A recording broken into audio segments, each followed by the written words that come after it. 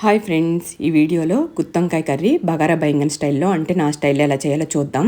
దానికోసమని నేను స్టవ్ మీద ప్యాన్ పెట్టేసుకొని ఒక గుప్పుడు పల్లీలు వేసుకొని వేయించుకోవాలి. కొద్దిగా వేగాక కొన్ని ఎండు కొబ్బరి ముక్కలు కూడా వేసి వేయించుకోవాలి.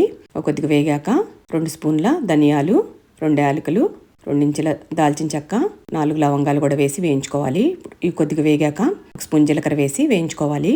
ఇప్పుడు ఇందులో 2 స్పూన్ల నువ్వులు కూడా వేసి వేయించుకొని 2 మినిట్స్ పాటు వేయించుకొని ఒక ప్లేట్లోకి తీసేసుకొని పూర్తిగా చల్లారిపోనివ్వాలి. ఇప్పుడు ఒక చిన్న నిమ్మకాయ సైజు చింతపండు తీసేసుకొని దాన్ని శుభ్రంగా కడిగి తీసుకొచ్చి దాని మీద వేడి నీళ్ళు పోసుకొని నానబెట్టేసుకోవాలి. ఇప్పుడు వీటిని మిక్సర్ జార్లోకి తీసేసుకొని పొడి చేసేసుకోవాలి. అలాగే లేత వంకాయల్ని 1 కేజీ తీసుకున్నానండి. చిన్న వంకాయలు తీసుకోవాలి, బాగా లేతవి తీసుకోవాలన్నమాట.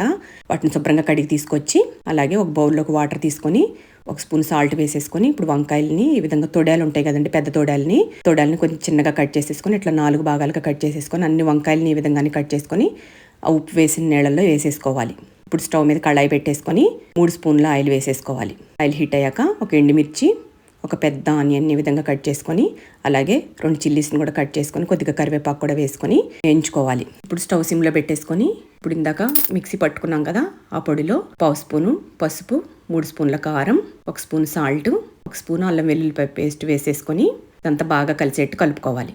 ఈ వంకాయల్లో కలుపుకున్న మసాలా మిశ్రమాన్ని స్టఫ్ చేసేసుకోవాలి. అన్ని వంకాయలని ఈ విధంగా స్టఫ్ చేసేసుకోవాలి. ఇప్పుడు ఆ వేగుతున్న ఉల్లిపాయల్లో వంకాయలని వేసేసుకొని మిగిలిన పొడి కూడా వేసేసుకొని ఒక 15 మినిట్స్ పాటు సిమ్లో పెట్టుకొని వేయించుకోవాలి. ఇప్పుడు లిడ్ క్లోజ్ చేసేసి మళ్ళీ ఒక 5 మినిట్స్ వేగాక ఇప్పుడు దీంట్లో ఒకసారి బాగా కలిసేట్టు కలుపుకొని ఇందాక చింతపండు తీసుకున్నాం కదా, ఆ రసాన్ని తీసుకొని వేసేసుకోవాలి. కొద్దిగా వేసేసుకొని సిమ్లో పెట్టుకొని ఉడికించుకోవాలి. ఇట్లా ఆయిల్ పైకి తేలేదాకా ఉడికించుకొని అడుగు నుంచి పైకి కలుపుకుంటూ వచ్చి ఇంకో 5 మినిట్స్ ఉడికాక కొత్తిమీర వేసుకొని ఇంకో 5 మినిట్స్ ఉడికించుకున్నాక సర్వింగ్ బౌల్లోకి సర్వ్ చేసుకోవటమే. నేను చపాతీతో సర్వ్ చేశాను, మీరు బగారా రైస్తో అయినా సర్వ్ చేయండి, చాలా బాగుంటుంది అనమాట.